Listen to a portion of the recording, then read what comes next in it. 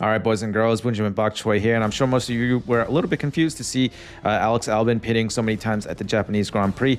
And he did come out after the race and said that they were testing some things on the front wing. But if you went back to the Australian Grand Prix, after the Australian Grand Prix, Carlos Sainz was complaining about how the front wing would not reset to its original position every time they use straight line mode. It would just kind of close back, but it would be off by a little bit at a time. And during the race, it would just continue to lose front end grip as the warping continued as the race went on. So if you notice during the pit stops that they did change the tires, I believe, twice in the last 5 pit stops, but most of the things they were doing were changing the front wing flap, and I believe they were just using it as a testing session. I don't think they decided on it during the race. I'm pretty sure they already had this pre-planned, as listening to team radio, they really didn't say much, so it seemed like Alex kind of already knew the deal.